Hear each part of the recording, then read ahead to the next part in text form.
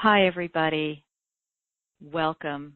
This is Marguerite Rigoglioso of Seven Sisters Mystery School, and I want to warmly welcome all of you to this free call, Becoming the Divine Human in a Crazy World, the Re-Emergence of Virgin Birth as a Tantra of Inner Wholeness and Planetary Evolution. This call is being recorded on Saturday, January 28th, 2017. Some of you may have been on the call last week. This week there's going to be even more exciting information. We have with us also Diana Melchizedek and Dan Craig Morse, who are divine holy beings who are doing beautiful work on the planet. We will hear again from our wonderful sister, M, who has her own divine birth story. So this is going to be a wonderful, wonderful call. I want to just let everybody know that if you haven't visited the Seven Sisters Mystery School website, if you're new to us, and even if you are familiar with the school, you may want to take a look. It is chock full. There is a beautiful amount of free material on there, as well as previously recorded webinars and information of all kinds about what we are up to, which is to restore the ancient way of the priestess and the authentic priest in service to today's world. So do take a look at sevensistersmysteryschool.com, and there will be much there that you will love and partake of. So today's call is being recorded so that you can listen to it again.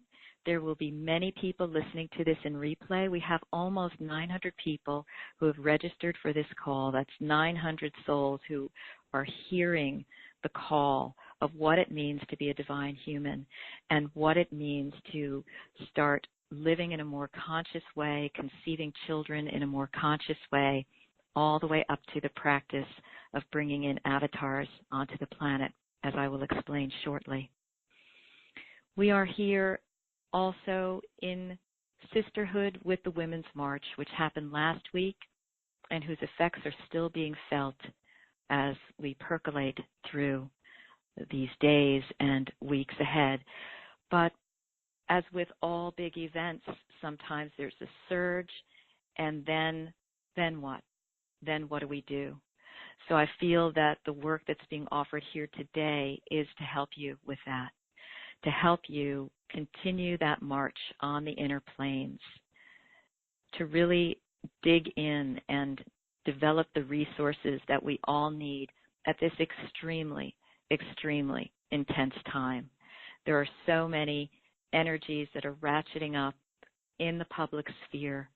Many of us who are spirit workers are extremely concerned as to what we're seeing in the media and so forth. I myself the other day felt myself getting completely triggered by something that I read about the EPA, and I had to sit myself down, and it took me a half hour in meditation to get to the calm, clear, centered place of well-being where I could act with power. And so what I'm talking about today is designed to help you get to the place where you are acting with power more and more of the time. You are less and less susceptible to the vagaries of what's going on in the world, as fearsome as it sounds, and even if and as any of that material touches your life. We are all being called now. This is the time. This is the time. This is the time we incarnated for. This is why we are awakening now. And as I received yesterday in meditation, sometimes it takes a nightmare to startle us awake. So this is the time where we're gathering, we're coming together, we're seeking out our teachers, we're being teachers for one another, we're being sister and brother gurus for one another. And that is the spirit with which I hold this call. So if you're listening by phone a bit later, when it comes to the Q&A, I'm going to tell you how you can raise your hand. And if you are on the web, you can write your questions on the Q&A screen anytime. All right, so now we're going to just close our eyes and take a deep breath in and exhale. Feel your breath Feel your body all the way down to your legs and your feet. Feel Mother Earth beneath you as a consciousness.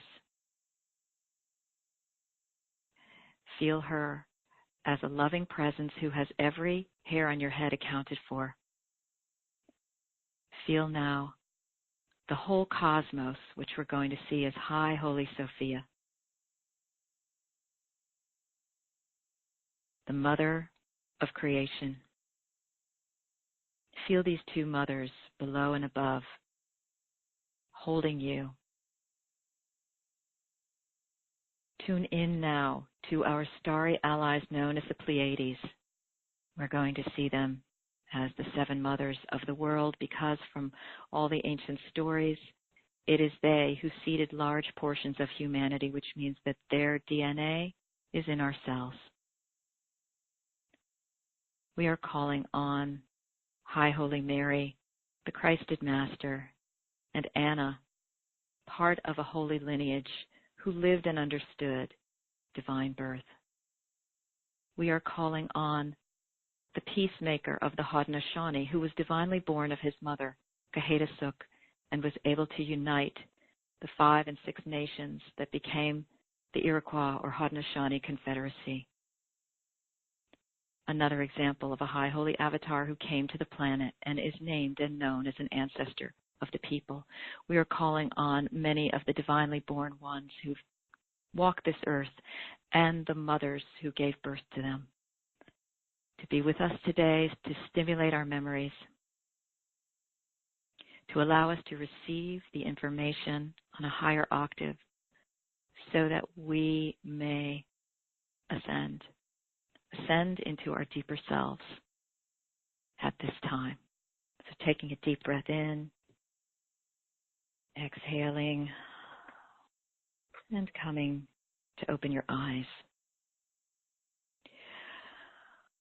I want to mention that in my second level Oracle training on Tuesday, students and I looked clairvoyantly at the Women's March. And one of my students, Ariana Newcomer, saw that that march was creating a new grid, a new gridding on the planet to help strengthen us all. And what I saw is that that grid actually was pushing out another grid, pushing energies off the planet that have been trying to come on. So I'm inviting you to see that global action as an immense action of unity consciousness that had a tremendous effect. The march was based on peace, feminine values, understanding, and compassion. These are also Pleiadian values. This is the time of the Pleiades. This is what the seven sisters, the seven mothers of the world, and any of the other Pleiadian allies are trying to encourage us to do. And their story is intimately implicated in divine birth because, as I said, many stories around the world tell us that these seven mothers came from the Pleiades and in virgin fashion gave birth to lineage holders who then, their lineages populated the entire earth. The Pleiades are all about unity consciousness, and that's what's happening here. And the Women's March is an unbelievable, nearly unprecedented global happening in that regard. So today's call is about the return on planet Earth of the remarkable phenomenon of divine birth at this time in human history. And so by divine birth, I mean two things. One is a practice for women who want to conceive higher consciousness beings and bring them on the planet. And the other is a process for coming into your own divinity, whatever sex you may be. In other words, the process of rebirthing yourself as divine. This is what I'm talking about as being born again. This is a movement to reclaim what being born again means. It's not about co-signing a contract with a group of people in a cult that's going to control you. It is about really understanding your own divinity and how to raise up your vibration at this critical time in the planet. So it's, as my student Jessica says, it's not just about birthing divine beings, but bringing the divine out in whoever is here. So that means it's very open to all of us, men, women, people of all sexes. And also, as to men, men historically have had the role of protecting the divine priestesses. So whether you wish to move into your own ascension or not, you can be a participant in this great movement in one way or another. And I have many men who come to me and they have memories of being in the divine birth priestesshoods. So as we know from reincarnational learnings, we have been everything. And so whatever you are in this body, you're here to learn what you're here to learn in this body, but you've been in many other bodies and you've been in many other dimensions as well. Now I'm going to start by sharing a little bit on how I've come to really understand divine birth. This all began for me back in 2001 when I was writing my master's thesis at CIIS on the Greek goddesses Demeter and Persephone in Sicily. And I was reading a book by Anna Maria Corradini, who said that that story of Persephone, the goddess of the spring and the underworld, and Demeter, the goddess of the grain, the story of Persephone being born of Demeter originally was a parthenogenetic story, meaning that Demeter gave birth to Persephone without the action of any male gods at all. And there was some way in which her writing and what she was saying completely opened up my crown. And I remember standing in my brother's apartment in Brooklyn at the time and saying to myself, oh my goodness, I know that women were doing divine birth. This is real. This is something that was a priestess practice. And from there, I went on to get my Ph.D. at the California Institute of Integral Studies. And I knew I wanted my dissertation to be about priestesses, so I began looking at all the references in ancient Greek texts on priestesses. And as this went on, I started noticing signs of virgin birth in the literature. And I was just floored. And that research became my dissertation, and that dissertation has been translated into 2 books of mine. One is called The Cult of Divine Birth in Ancient Greece, and the other one is called Virgin Mother Goddesses of Antiquity. And those are available now, and many people have been reading them. They're academic books, but there's a lot of coding in there. And if you are deeply interested in this topic, I urge you to read them, because it puts together the whole system and program of what this divine birth was about, really for the first time on the planet, and I'm going to talk about in a bit. So I was in an altered state for a number of years doing this research and writing, and occasionally I would do medicine journeys to receive more information from the realms. And so I want to read you something from one of my medicine journeys this is back in December 2006. So really, in a way, this is as I was coalescing all this information together. And in this state, my notes read that I had this sense that the god Zeus wanted to come in and have sexual relations with me, which was terrifying to me. And so I burst out yelling. I was a parthenogenetic priestess in a past life who broke her vow to Athena Neith by having sex with a male god. I'm so sorry. I'm so sorry. And I've come back in this life, and as part of paying back karma for that, I have agreed to write about virgin birth and bring it back to public consciousness. And in that moment, I knew what had spurred me into this work the lifetime before this, and it was so powerful. And flash forward to, 6 years later in 2013, I was teaching on virgin birth, divine birth up in Ashland, Oregon, at the Goddess Temple of Ashland, through an invitation by Grail Corsini. And one of the women who came to it was Shauna Home. Some of you may know her. She's a beautiful sacred sister, and she is a channeler of Pleiadian knowledge, and she did a medicine ceremony one of the nights, and she was channeling from the perspective of the Pleiades. And she, in her channeled state, the Pleiades said to me, well, you were the mother of Perseus. And I was floored, because in the work that I had done, which I will explain, Perseus is divinely born of his mother Danae, who was tricked into having sex with Zeus because he transformed himself into a shower of gold. And that is the technology that the priestesses were using to have the divine conceptions. It was a light conception, as Claire Hartsong affirmed for me when we had a private conversation, Claire being the author of Anna, Grandmother of Jesus, and also the Magdalens. She was channeling at the same time that I was gathering all the research and writing my dissertation about divine birth. So Zeus, and we're talking about astral realities, we're talking about interdimensional actions, activities, and we're talking about beliefs all over the world that people can engage in sex with astral beings.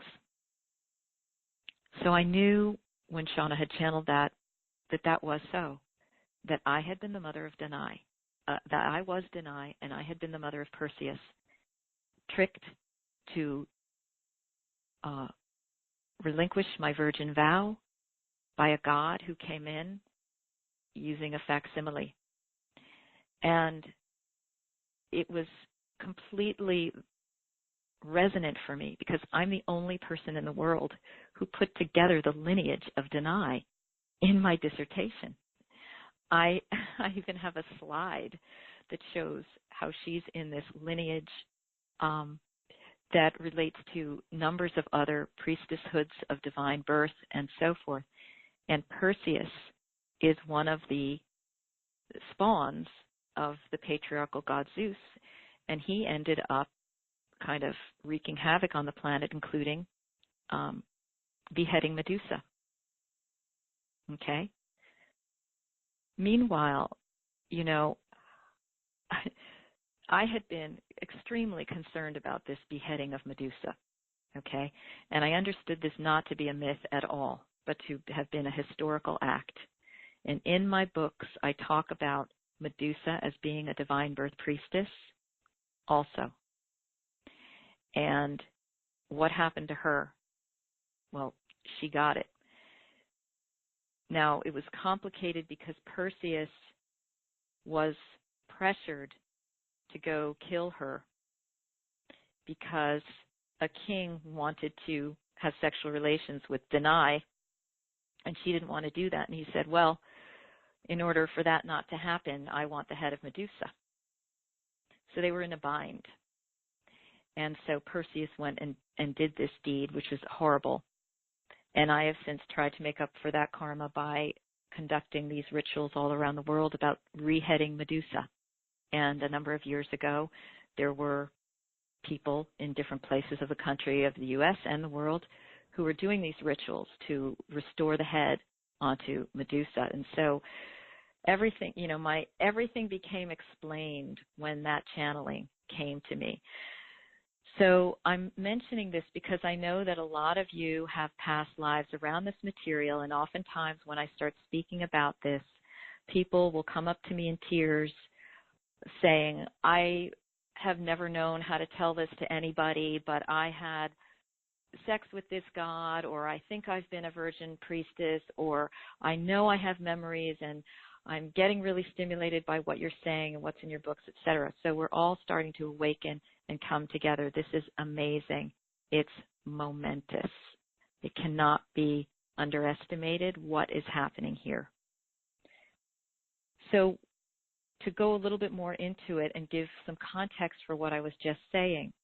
So Parthenogenesis, it means conception without male sperm in scientific terms. It's the same thing as virgin birth. And we see every once in a while that an animal will parthenogenetically give birth. Somebody will send me an article, we just had a shark that did it, and so forth. So it's scientifically possible. But what I'm also talking about is the ritual practice of divine conception, which is not just about making some sort of parthenogenesis happen. It's about getting into the right spiritual atmosphere and feeling and calling in various energies from the inner planes to work with your light and come into you as a woman.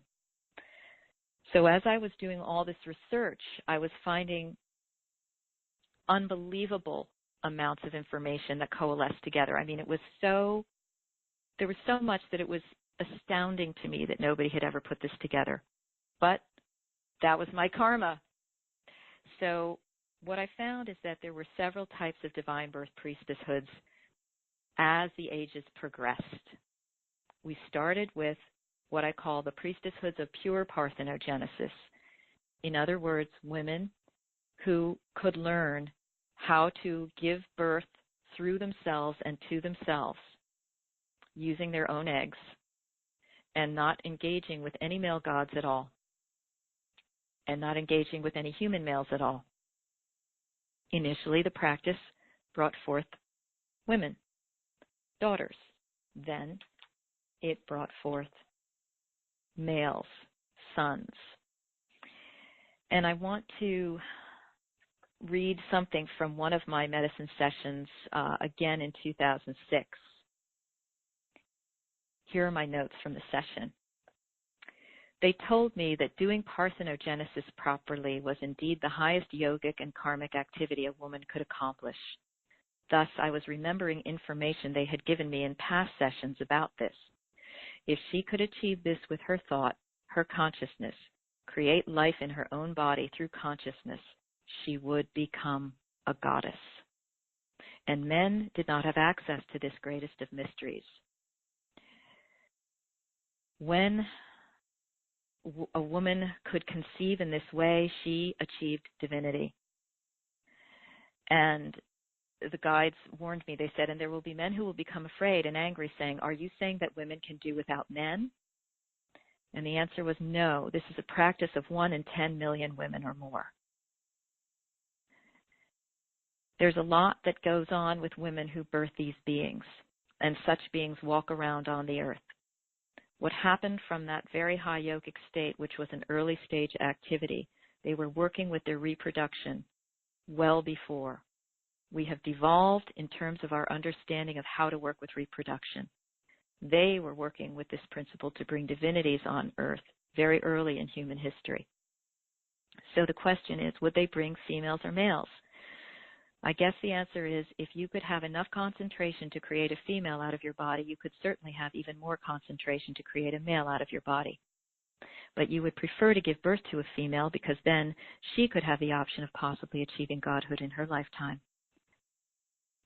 So what I found, though, was that the woman who would achieve this practice was doing so essentially because she first had to ascend and become whole and divine in herself in order to even do this. So this is where the practice of becoming divine yourself and the practice of becoming a divine priestess merge together. And I'm going to talk in a little bit about how men can figure into this. But so what I found is evidence for this in the ancient texts, and this is where it would floor me and blow me away. The process was going back and forth between the information I was getting and the research, the texts. So here's what I found after doing all this research. This is a piece from a tractate of a Nag Hammadi Codex, number 5, dated to the 1st century of the Common Era. And this codex is called the Revelation of Adam. So here's what it says. It says, "From the 9 muses, one separated. She came to a high mountain and spent some time seated there, so that she desired her own body in order to become androgynous. She fulfilled her desire and became pregnant from her desire. he, the illuminator, was born. So I'm going to read it again. From the 9 muses, one separated. She came to a high mountain and spent some time seated there, so that she desired her own body in order to become androgynous. She fulfilled her desire and became pregnant from her desire. He, the illuminator, was born. So this is telling us one of the technologies of divine birth. The woman has to become whole in and of herself, essentially androgynous, or what I would say really hermaphroditic, okay? Because what I have channeled recently is the following. How does one achieve inner unity? One realizes that the womb is a phallus. The phallus is a womb. You begin to create the figure 8. When people make love, they complete the circuit. But the circuit can happen within yourself alone, because the womb is the phallus and the phallus is the womb, as science tells us that they both come from the same material when the fetus is forming. They are both the creative organs in positive and negative, like a battery. Men, in their practice, can also become the living womb, the holy womb of creation. You can generate the opposite polarity within your body through practices, and this is what the women of the past would learn to do in order to conceive. It's easier for a woman to conceive in her body by drawing in the opposite polarity because she has the womb space. Conception of a physical baby is not a path open to men right now, which is why they are creating artificial wombs and using genetic engineering and cloning technologies. But men can conceive spirit babies. Okay? So I want us all to just pause and take a breath, because to me, I'm shaking just sharing this with you. I can imagine what might be happening for you. This is very, very high octane information. Okay? And when I gave this call last week, somebody said, I want more. I want to hear more. Give us more. And so I am. This is what you came to know. You came to know about this inner practice of divinity, divinization, and then how it can couple with procreation. That is what the process of divine birth is all about. Now, in its purest form, it is a parthenogenetic practice, but what I find is that the practice migrated. As patriarchy started advancing, and there are many theories and thoughts about what that is and how that happened and which beings are involved and implicated in that, we have a second phase of this practice, which is called Hieros Gamos, or sacred marriage, divine birth. It's a different practice. It's not quite Parthenogenesis. It's now the woman engaging on the astral plane sexually with a male god. And so this is where we have the many stories of the so-called rapes of the maidens in the Greek material. This is talking about a degeneration of a divine birth practice that happened. And what was going on there? Well, the patriarchal gods were deciding to get in on the act and hook in with these human women. And there's many stories all over the Bible even, and so forth, about the sons of God loving the daughters of man and the watchers coming in and so forth and so on. That's what this is talking about. This is talking about tampering with human women and their process of bringing divinities onto the planet so that they could bring in patriarchal children, the sons of the gods, the Perseuses, the Theseuses, the Heracles of the world, and more. And I believe all those were real ancestors, not just mythological storybook characters. So what happened is that these priestesshoods got co-opted, they got invaded, they got co-opted, and they got pressured into bringing in other kinds of beings, and eventually they capitulated and decided that they liked it because it was like, well, at least it's giving me some power. And so we have stories in this regard of human beings that we know lived, such as Alexander, the so-called great, his mother Olympias, sex with Zeus in his form of Ammon, the god of Egypt. We have a divine birth story of Augustus Caesar, his mother Atia, sex with Apollo. Okay? And what I want to say also is that these priestesshoods were often concentrated at the oracle centers. And the way I discern that is that at every single oracle center, like Delphi, Dodona, Delos, just to name a few in Greece, what do we have? All of the place names are named after priestesses who gave divine birth or their children. Even Europe is named after Europa, who was a divine birth priestess who was abducted because they would abduct these women. Helen was one such woman. She was so sought after because not just because she was beautiful, but because she was a divine birth priestess from early on. And before Paris came on the scene, she was already having trouble with Theseus. Okay? And what do we have? Greece is named Hellas. Hellas is the Greek word for Greece. That is named after her. The Ionian Sea, Io, was a priestess who gave divine birth. Okay, all of these place names all over the place. Once we start realizing what happened, what is going on, it is astounding, and this is going to open your crowns. Okay, this material is intended to open your crown and get us going here. In ancient Greece, the word Parthenos, nobody knew what the heck this word meant. It didn't really mean maiden. It didn't really mean virgin. It didn't really mean this. It didn't really mean that. That's because I realized it is a title that referred to a priestess of divine birth, and it's used for Mary in the Greek translation of the Bible. And when I looked at the Egyptian version of it, what I was able to piece together is this is the meaning of it.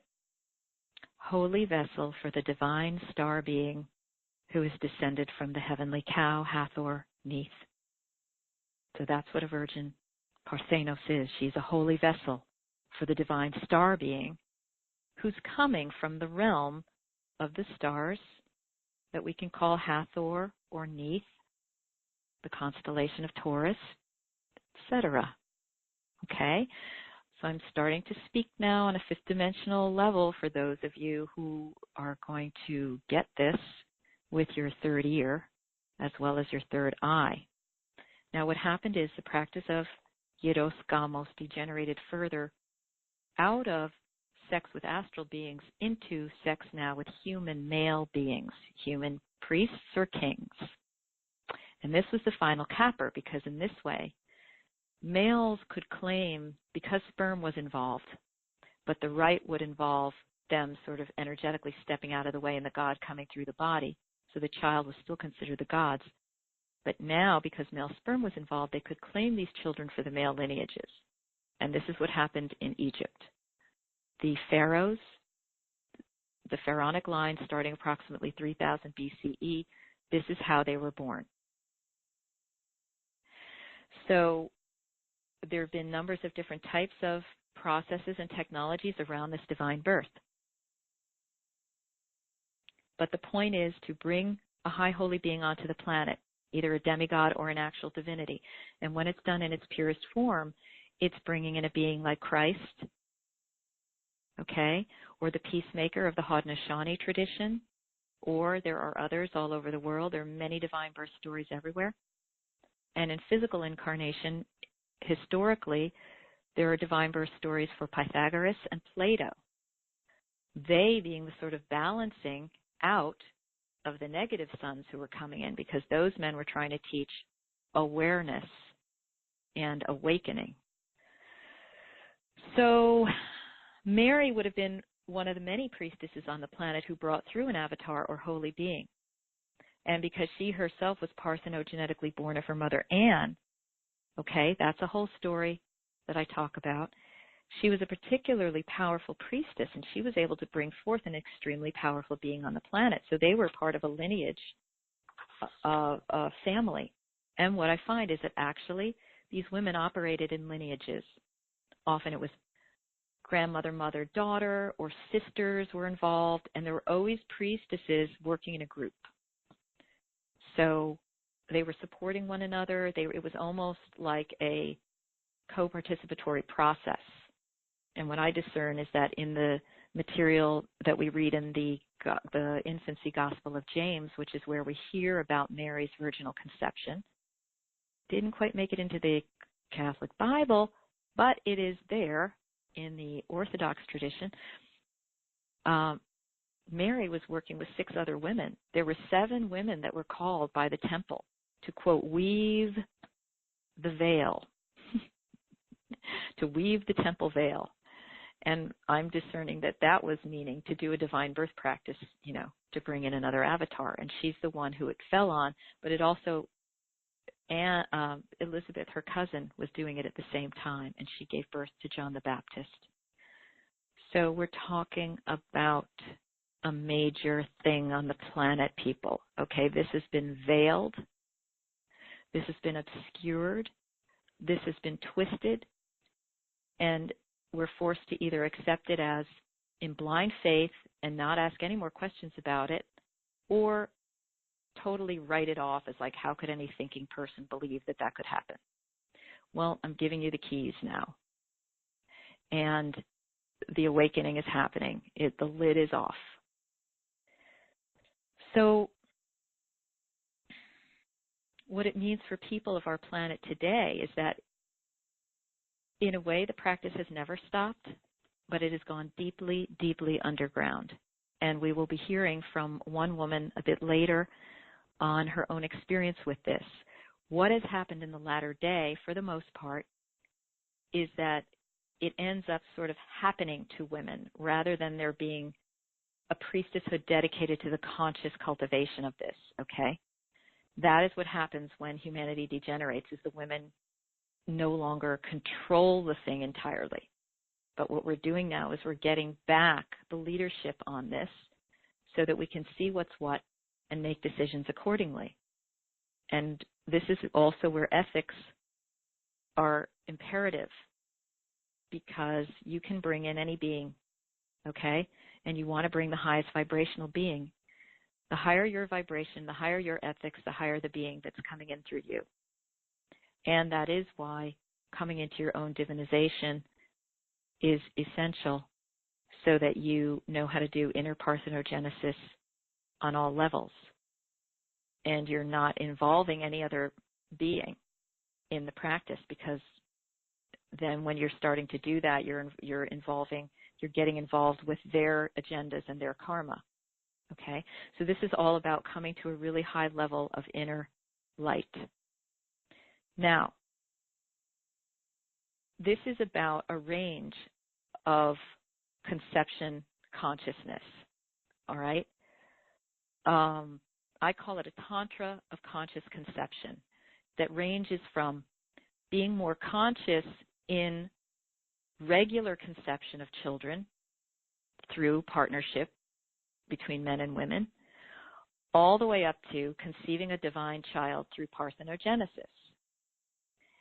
And so whether you want to conceive a divine child, if you want to conceive any child at all in this day and age, this information benefits you, because you realize, oh my goodness, I can be in communication with the astral plane on this, and with the souls of children who have potential in each of my eggs. That's a different soul that can be called in.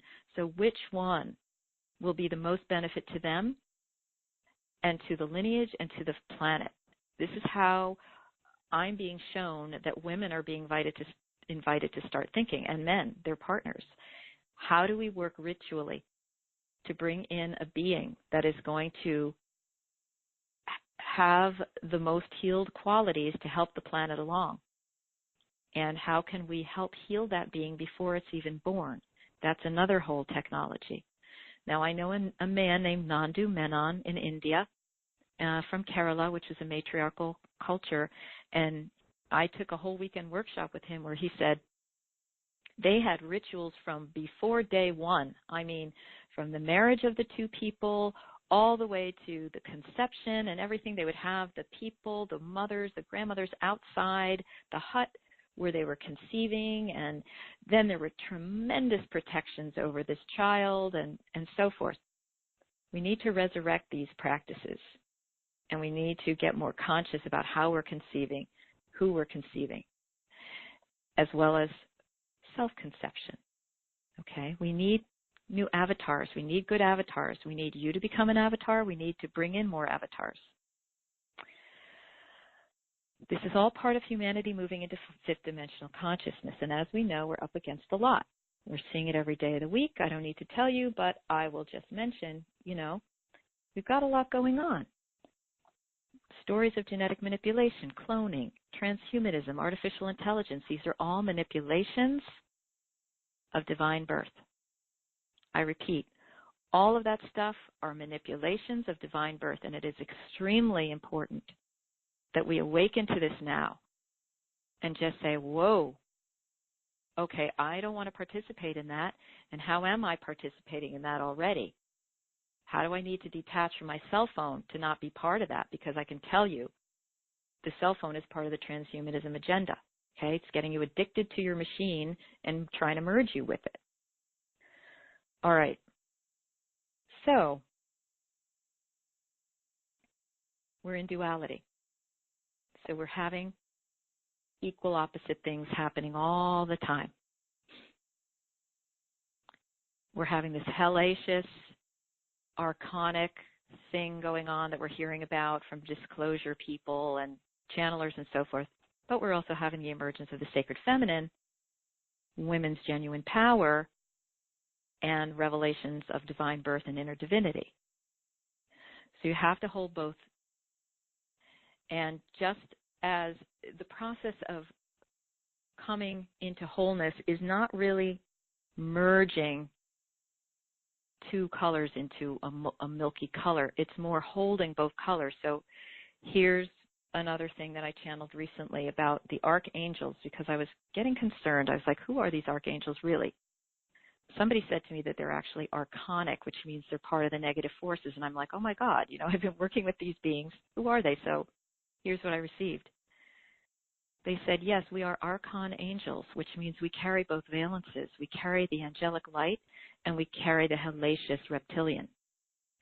And they said, you would not want any ally who didn't know both and couldn't handle and hold both.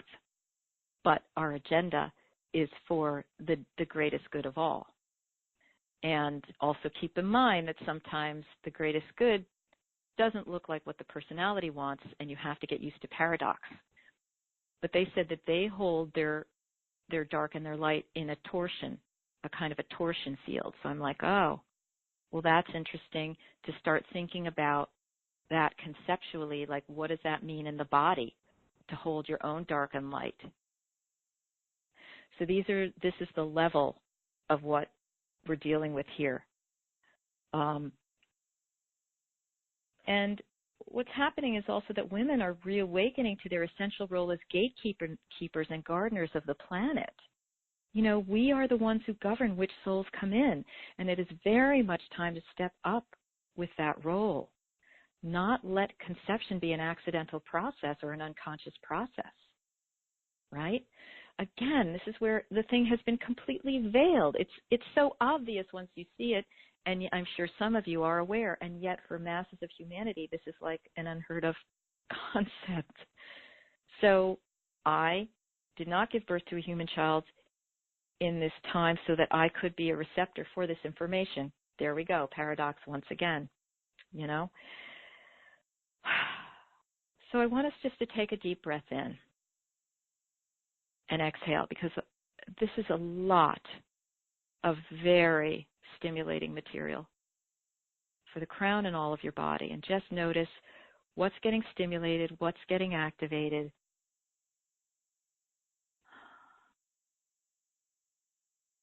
Okay.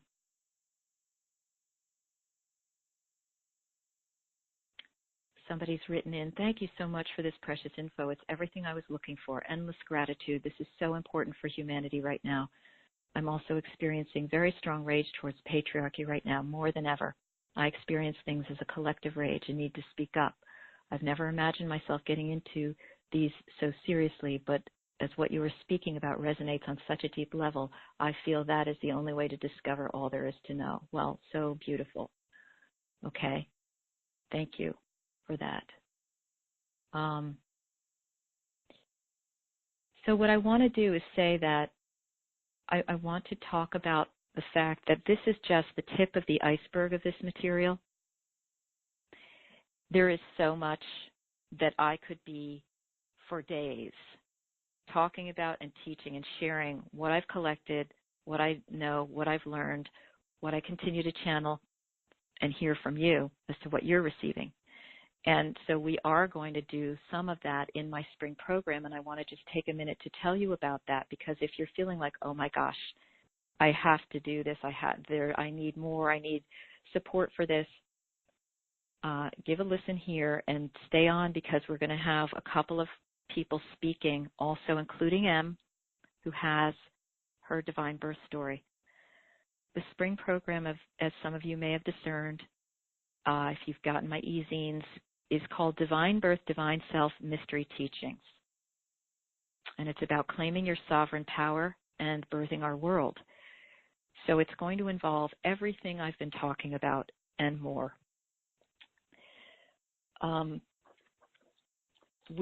It's mostly online, but it's going to have one live retreat, a little over a month from now in Northern California, Petaluma, at the Institute of Noetic Sciences. So the fly-in place is San Francisco for those of you who are flying in, and that weekend is March 3rd through 5th. The rest of it is online, either Tuesdays or Saturdays from 10 to noon Pacific. And for those, you can either be on live or you can listen later. But the retreat is required, and you will want to be there. Some of you are saying, oh, I can't fly. Yes, you can. What have you spent money on recently? What trips have you done? What could be more important than coming with like-minded people and being in an energy field with folks who also have been studying some of this and working at very deep levels to really get your ascension process going more deeply, and also if you were thinking about conception of any kind, to help you go much more deeply with that. Because since I brought this research to the public in 2007 through my books, and then earlier iterations of this program where it was mostly academic material in 2012 and 2013, the portals to divine consciousness have been further opened. I have people coming to me who have divine birth stories, and you're going to hear from 4 of them in this program alone, and hear of a 5th one. These are all at different levels of conception and purpose, and some have to do with spirit conception, the spirit conception of a child. So it's children who are not necessarily born in this dimension, but born in others. And, of course, here's where all of the interdimensional abduction converges with this, because whenever I talk about this, people's hands raise, and they're like, well, how, it seems like this relates to all this abduction story stuff. And I'm like, well, yes, it does, because they're using some of the same manipulations as of old and new ones, to work off human realm and human reproductive material on the interdimensional plane and get children that they either then seed back onto the planet. And I hate to tell you this, but they're walking around and they have certain so-called medical conditions, but that's because they're genetically manipulated. And there's other beings that are in other dimensions. I've had women who said, I know I gave birth to a child on the interdimensional planes and it was taken away. Well, yep. All right, people, it's time to awaken to what the heck is going on and what we're going to say yes to and what we're going to say no to, and how we're going to get creative about all this and reclaim our power. So this program is going to be running February 28th through May 16th. Again, 10 online modules, 1 required in-person weekend retreat, May 3rd weekend.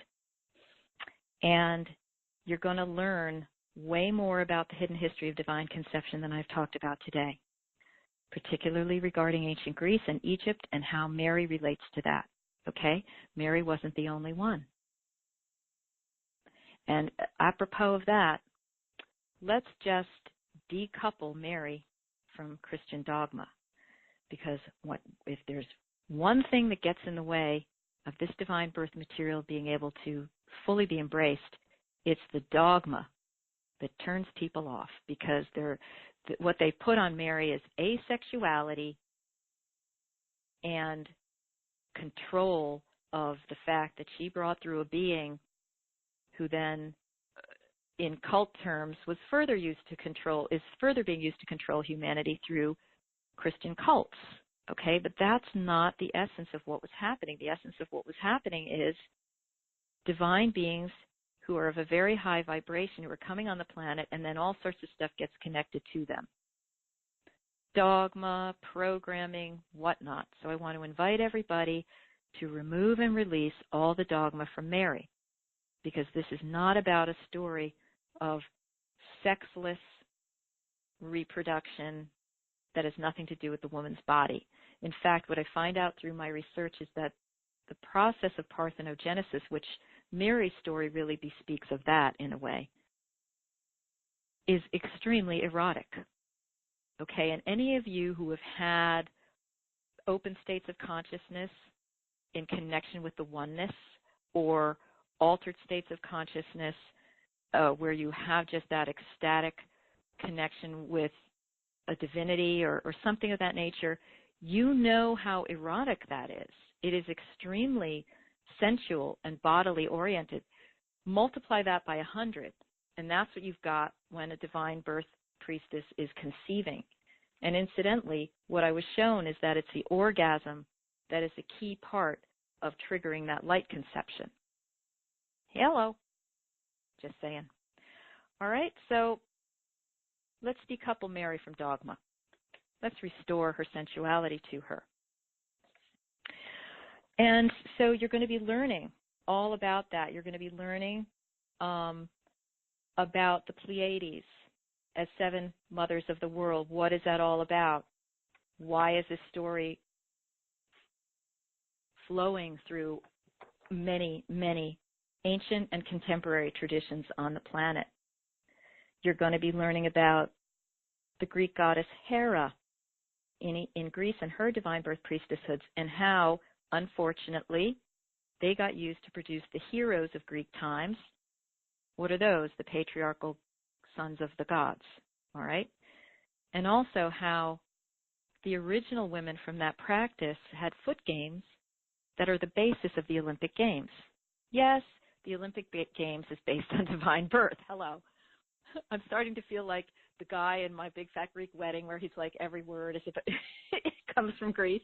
Well, you know, this is what happens when the veils start being lifted, all right? And also, those priestesses were working with cannabis, which they called asterion. Asterion, coming from the starry realms, austere. And so what was that all about, okay? And then we just got legalization of cannabis in California, so look out. We're always ahead of the game with everything out here. I'm from New York originally, so, you know, whatever. I'm a transplant. Okay. I'm also going to be talking about Demeter and Persephone and the major celebration known as the Eleusinian Mysteries, which has fascinated everybody, but nobody really could figure out what went on there. Well, I take all those shards that we have of evidence, and I look at it from the perspective of this was highly related to rituals of divine birth and also self-divinization. When you do that, you understand perfectly well what the initiates underwent and why they came out not fearing death. So we're going to go through that journey together.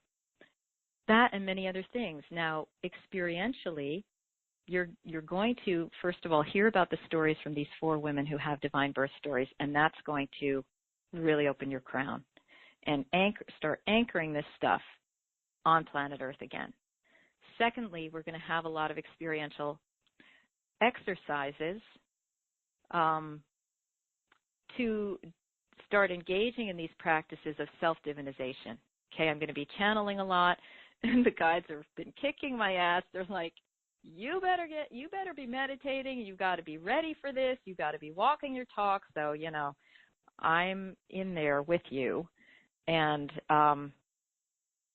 bringing forth what I can. We're also going to receive experiential teachings from people like Maura McCarley Torkelson and Maureen Walton. And Maureen, this is about for embodiment, greater embodiment. And Maureen has a lot of teachings from the Q'ero of Peru who have womb mastery teachings. So she's bringing that in. For those of us in the San Francisco Bay Area, there's going to be an optional field trip to visit the temple in Chinatown to the goddess Matsu. She's a Chinese goddess who the Taiwanese have embraced. I learned about her by accident, stumbling upon her temple one day, had an extremely strong channeling experience in there, and come to find out that she was divinely born. Her mother had a dream that Kuan Yin gave her a pill, and then she conceived this girl who was high holy from day one. She mastered everything. By 27, she died and ascended and became a goddess, and they still worship her. And I'm telling you, that goddess is powerful. They've installed her into the statues over there, so we're going to go. It's supposedly her birthday on March 23rd. The weekend retreat, we're going to hear from Dan Craig Morse, Diana Melchizedek, and Christy Michaels, in addition to me, about Holy Sophia. How does Sophia relate to all of this, and how Mary is an emanation of Sophia, and what Mary's real story is about, and how we can tell what she was up to by looking at that infancy gospel of James with new eyes. And then how we are going to receive certain blessings from these realms coming through, particularly Diana and Christy and myself, because we, along with Dan and several others, have been working for a couple of years now in what I'm calling the Order of the Marys. We are resurrecting it because Mary was a priestess title. It wasn't a name.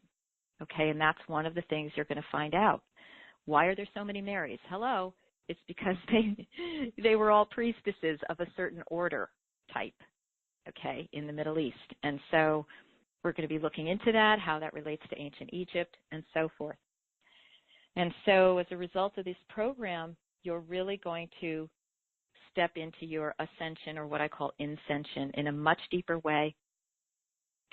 You're going to be able to support divine birth in its many forms, whether it be through yourself, through conscious conception of children, through starting to resurrect the divine birth priestesshoods, or being a protector of it. Because these women need a lot of shielding and protection right now, as always. So this is going to be very healing for you. It's going a long way toward healing the inner child wounds, because we can't ascend or ascend without healing that. That's the karma we came to leach out. And so facing ourselves. So you're going to be contributing to the ascension of yourself and the ascension of the planet. And I want to mention that I'm just going to talk a little bit. I hope this is not too jarring, but I have to talk about the tuition because I'm going to give you a discount, those of you who are on the call and listening in audio, in recording. The down payment is $877 due upon enrollment, and that's going to, once you enroll, it will automatically charge your card 3 monthly payments of $297. So it's $877 plus 3 monthly payments of $297. I am offering a discount of $78 that's good through February 10th, the full moon. And that will make your deposit only $799. And what you need to do is when you go to the shopping cart and go to purchase, there will be something that says coupon code.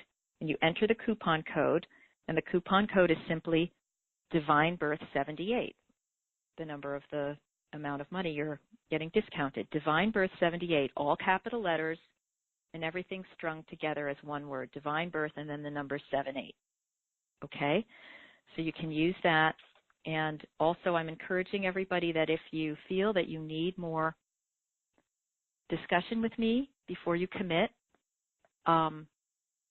you can contact us at info@sevensistersmysteryschool.com. The 7 is spelled out SEVEN.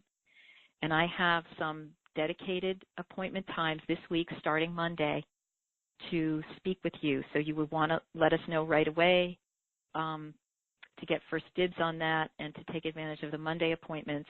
My assistant is available for the next hour or so after this call in order to take those requests. So please don't hesitate to contact me, contact us, and I'll speak with you if you want more information or just need some clarification or just need to get a better sense of it, what have you. All right? Okay.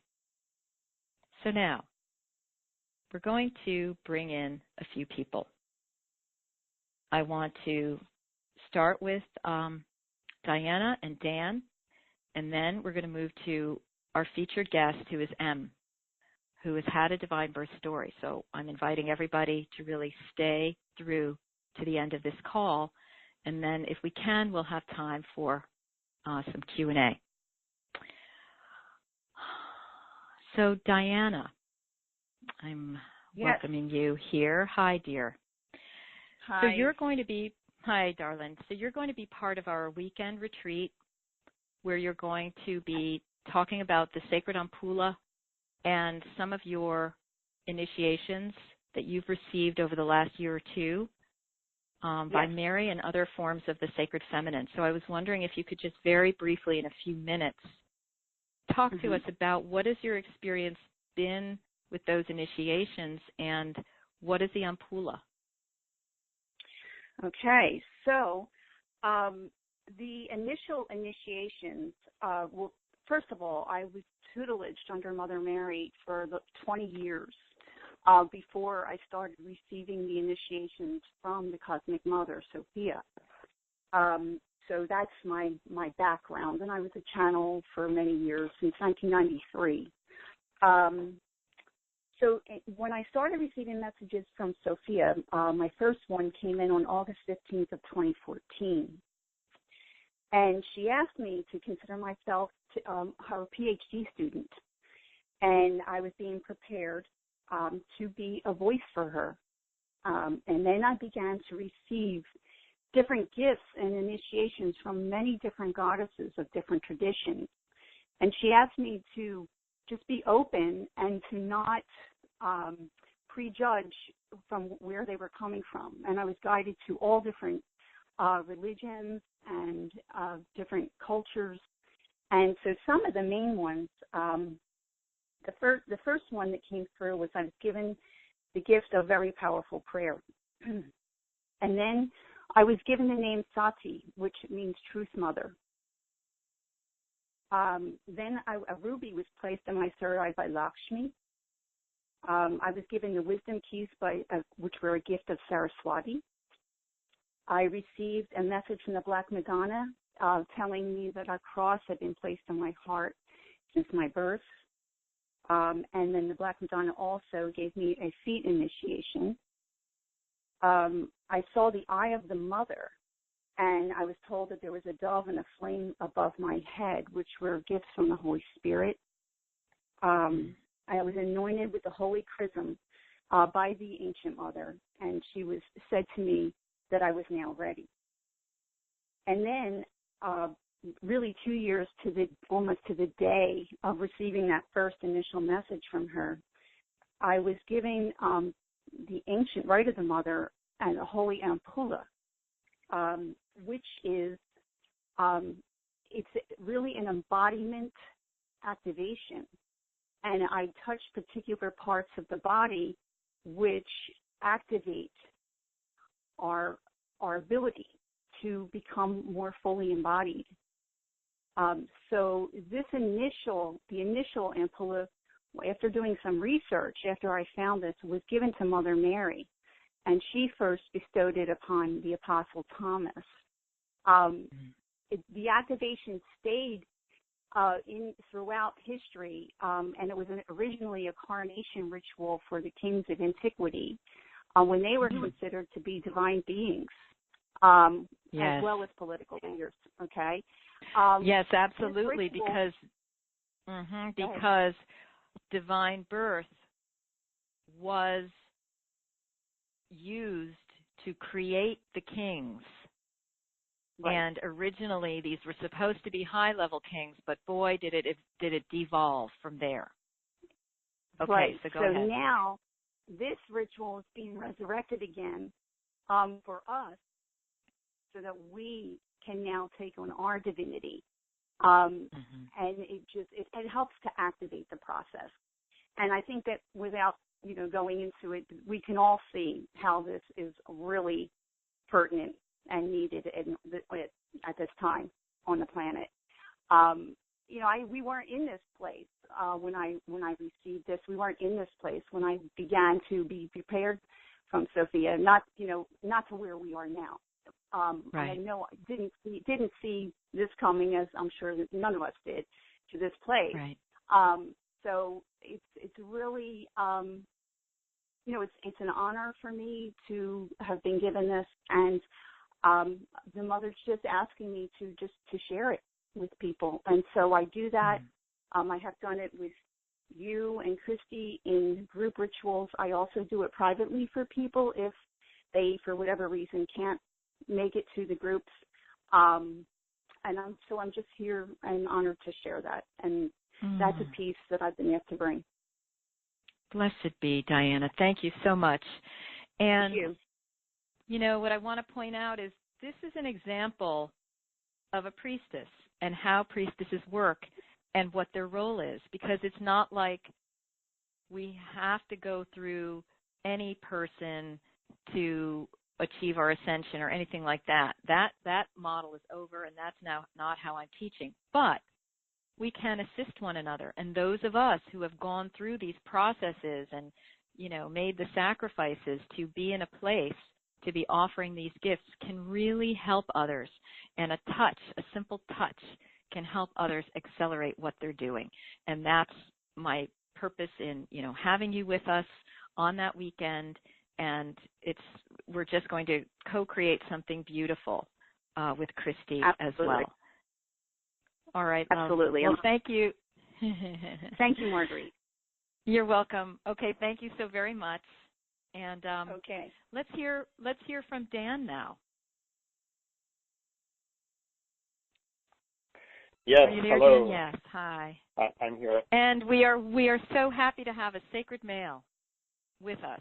Because really, I do feel that this work is now all about women and men and people of all sexes coming together. Yeah, it's you mentioned the Eros Gamos, and I think it really, one of the aspects of it is just the marriage of the divine feminine and divine masculine within each of us. And so I guess I just want to briefly touch in on what I can contribute to this pretty amazing whole expose that you're bringing, Marguerite. Yeah, and you're going to be speaking with me on Sophia on the first day of the retreat. So Dan is also giving us just a little taste of how Sophia is and his knowledge of Sophia is relating to what we're talking about. So go ahead. Yeah, I've been involved in primarily studying the Gnostic texts and with a focus on who Sophia is and her being a kind of a central portal in which we can better understand the kind of cosmic cosmology that is part of the bigger picture of who we are, where we came from, and where we're going. Mm-hmm. And I think it's the I guess the theme that I may sort of help to contribute to is helping to keep our eye on source and the concept and the phenomenon of, you might it's related to birth, but it's sort of the original cosmic birth, and by the texts really focus in on much of the sacred texts within Nag Hammadi and that sort of genre of material is really focusing on the ineffable, and that which is undescribable, and so to stay connected with that as we move through the complexity of goddesses, traditions, lineages, and certainly our current time. So, and then just looking at Dan, Sophia, because what's getting stimulated hearing you is that we are all holograms of the Sophianic creation, the universal creation. Just a thought that came. Yeah. Absolutely. And so that's what this work is. It's uniting us in our bodies to the universe again. Yeah. So we're not disconnected anymore. And it's almost a mirror process. We are reflections back to God, Goddess, all that is, of the process of emergence, on a microcosmic level. And so it's just fascinating what you're bringing with the divine verse, phenomenon. And as a man, I can, sort of speak to it more, maybe metaphorically, or in terms of the analogy of birthing the divine self within, which has everything to do with the story of Sophia. So. Yes. Wonderful. Oh, great. Well, I look forward to it, and I've seen some of your other presentations and some of your latest material on Sophia about the restoration of her crown, which is really the restoration of all of our crowns, i.e. our crown chakras, is going to be a really important part of that day, because we've all had our crowns taken off. We've lost connection. We've lost ability to see and to, commune with divine realms. And so we are doing crownal, we're restoring the crown. Crown restoration. Sounds like a dentist, but it isn't. Okay? All right. Thank you so much, Dan. Really appreciate it. Okay, darling. And now, drum roll, please. We are going to hear from the woman known as M, with her own recent story of divine birth. And after that, we're going to open it up to some Q&A, and I will address anything that's been going on the Q&A screen. I'll also allow you to raise your hands through the process that I'll let you know about, those who are on the phone. But right now we are welcoming a woman we are referring to as M. All right, dear, you are unmuted. Hello. Hi. Hi, Marguerite. Hi. Welcome back. I know you were on our call last time, and so M, we're going to have you speak in a careful way about your own experience in just a few, offering it in a summary form. Tell us what has happened for you. Yes, well, I'll tell my story from the moment that I think is significant for this story here, and to try to keep it as short as possible. Okay. I have my 3-month-old baby here making some noise. So and incidentally, Em, I should remind everybody, so you are going to be one of the people whose story we're going to hear much more about in one of the calls in the program, in the spring program, the Divine Birth, Divine Self Mystery Teaching. So again, this is a taste. This is very short now. I'm really taking out a lot of stuff, and I'm trying to keep the most important. Hey, baby, I'm just saying hello to everybody. He's a bit difficult. Oh, sweetheart. So anyway, in 2011, I started my journey with Tantra, like to free myself from a lot of... Maybe he doesn't want you to talk, but let's see what happens.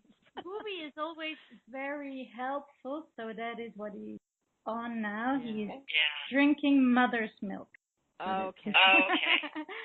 So, okay, let's start again. So in 2011, I started with Tantra to get rid of a lot of sexual restrictions that I had, because I wasn't really, apart from I wasn't enjoying sexual relationships, I knew that there was something more. Somewhere inside of me, I said, there must be a connection possible, a divine connection through contact with another person and also with myself. At that time, I didn't know the further importance of all this, so for my future. Anyway, that really helped me a lot, and I went into the path of Tantra. And in 2012, I traveled to a country. I'm not going to say the names of the countries and the goddess and goddesses. Okay. For my own privacy, right? I traveled to a country, and I'm going to call it Sea of countries, yeah? And I had really strong awakening and remembering of other times when I was a priestess here of the goddess called X, right? She was a goddess of fertility, goddess of new life, goddess of medicine, of the moon and the water, yeah?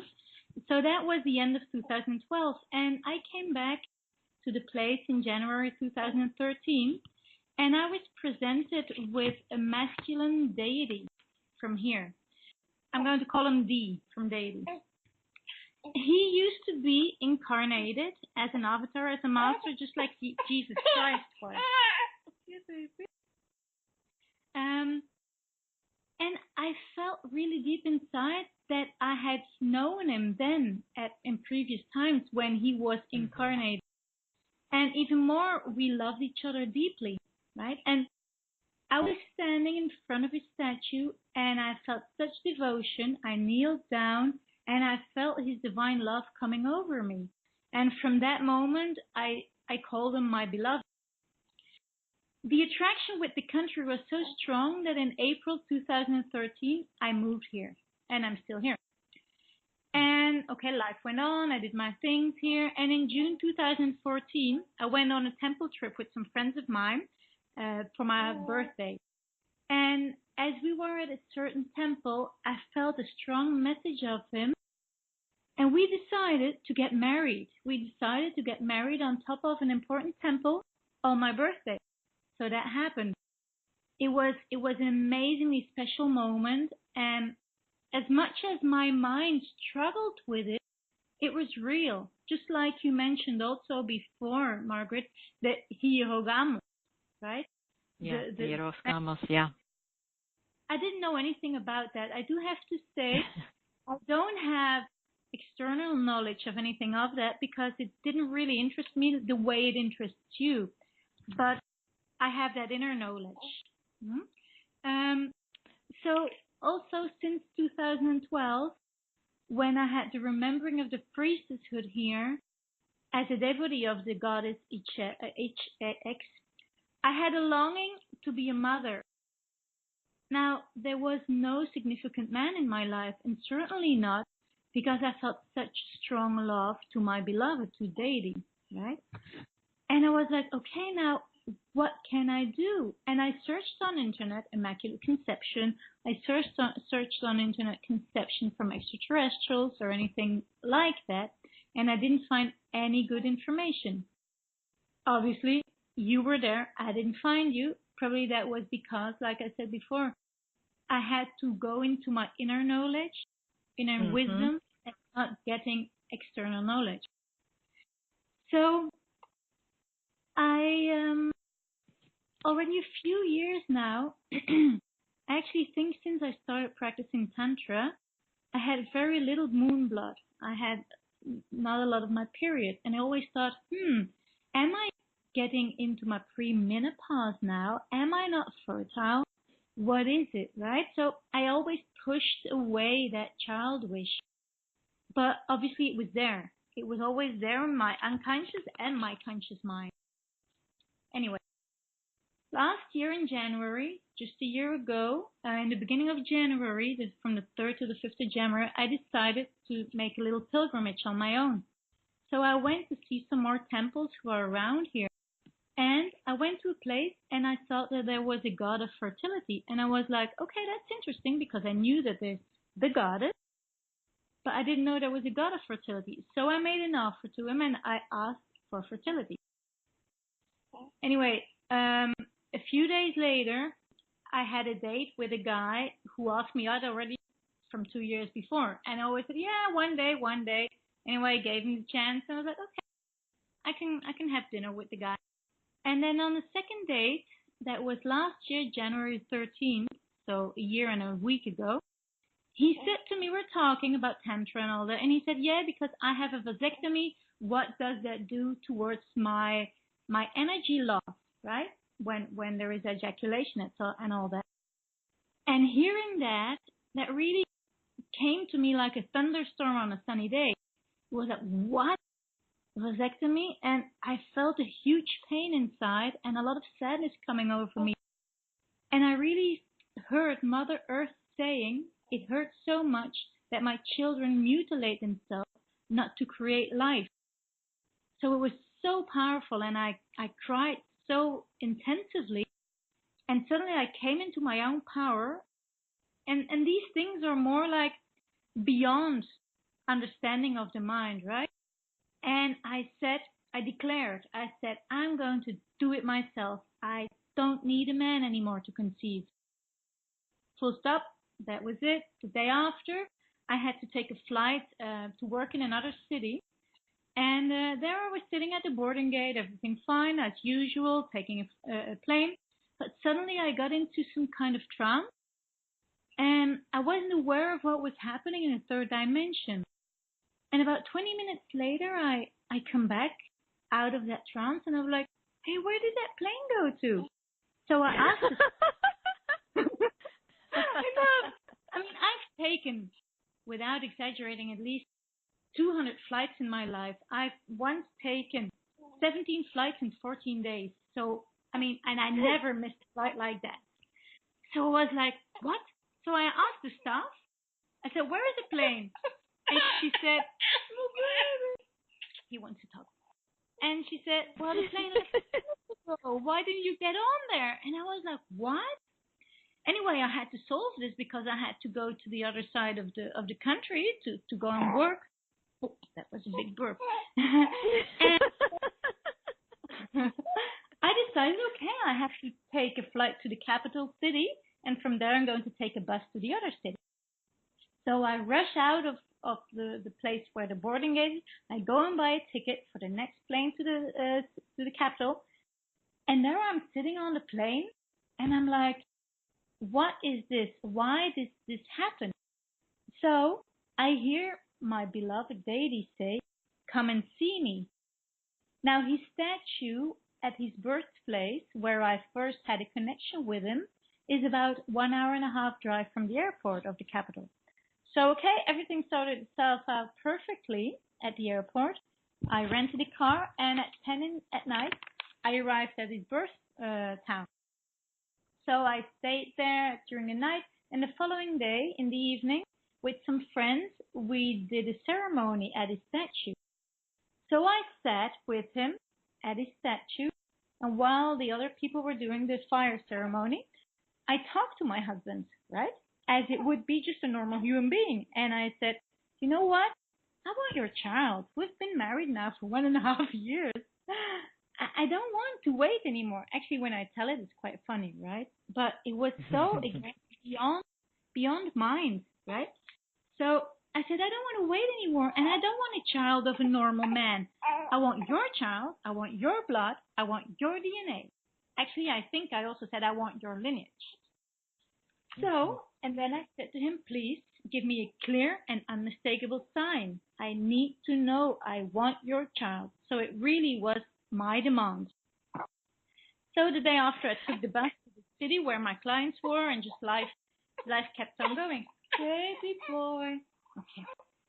Anyway, when I got back, well, I have an idea. I have an idea. Let's leave everybody with a cliffhanger. We're going to, you have a baby. It's clearly there. We're not going to fill in the dots today.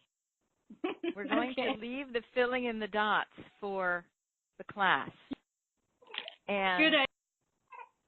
Okay, but this is going to, but this is the preliminary where people are getting the understanding and the context and the setup for how this event happened. Okay? Yeah, and there's, yeah. However, in what circumstances the baby comes, it's still a human baby with his crying and his... Exactly. So there's much more to this story. We're going to hear much more and work with this in one of the calls from the Divine Birth Mystery, the Divine Birth, Divine Self Mystery teachings. So we will pause there and just sort of teasingly leave the rest, okay? All right, my love.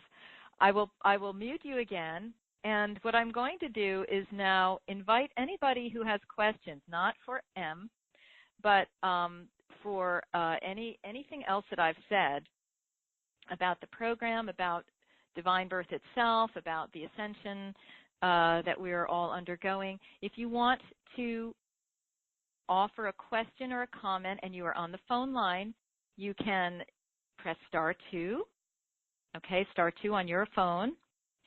And if you're on the Q&A screen, you can offer your questions on the Q&A screen on the web page. So there are already some comments. I will start with those, and then I will look to see if anybody's raising their hand. All right. So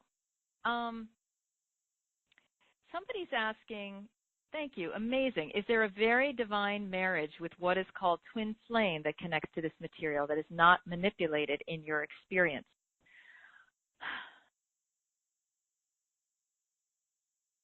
Yes. And that is something that I would probably need to channel on. But clearly that is something that is within the whole tradition, this whole Tantra of divine conception. Yes, the twin flame, who is a twin flame in your life? Is this person incarnated on this plane? Is this person on another plane?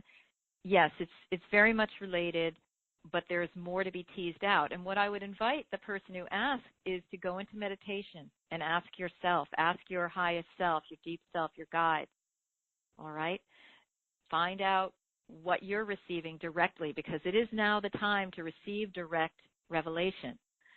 Okay, so now we have somebody saying, the Ramayana is the ancient Indian epic that also talks about divine births, avatars, and the mixing of human and divine entities. Precisely, these stories are all over the world.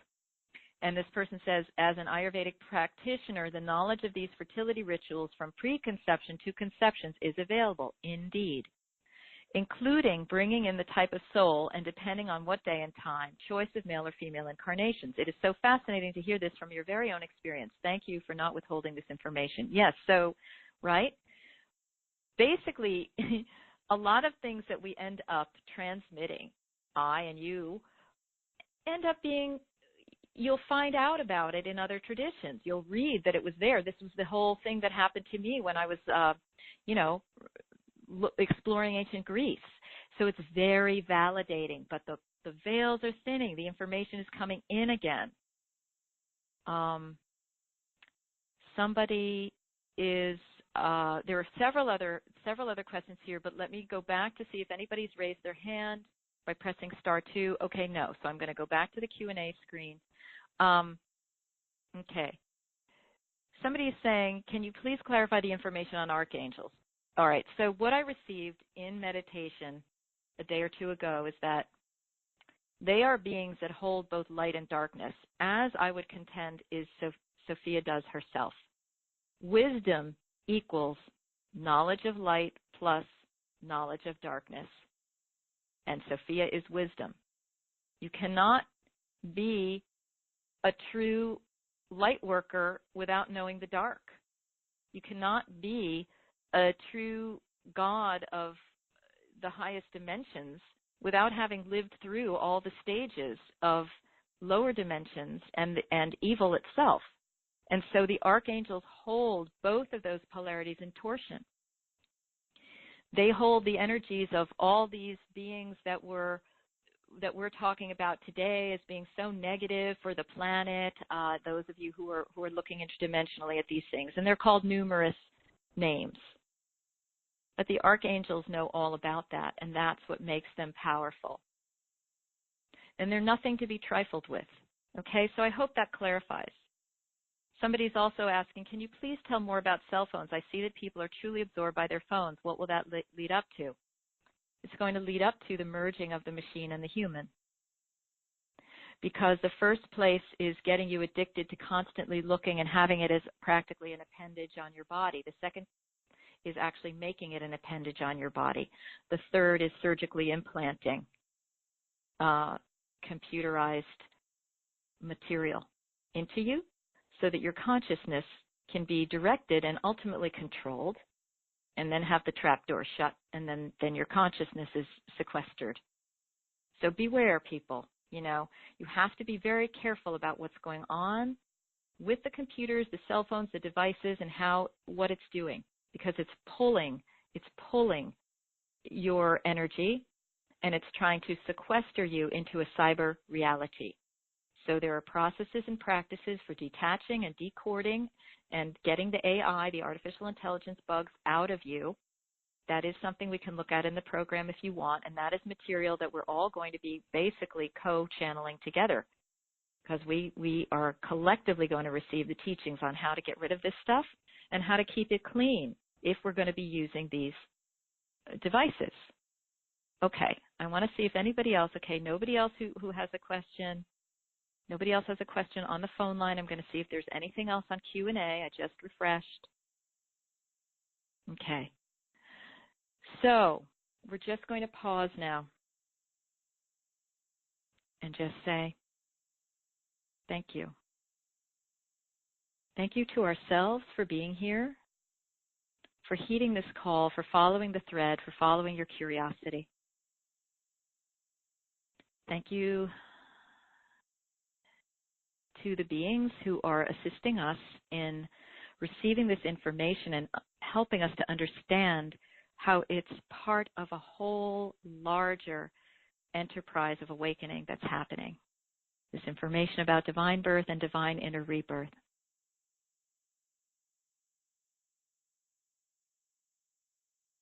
Just feeling your connection with your guides and asking them to continue to help you receive information on this material in the hours and days and weeks that follow. And I'm once again warmly inviting you to consider joining us for the Divine Birth, Divine Self Mystery Teachings program if you are feeling very stimulated by and drawn to this material.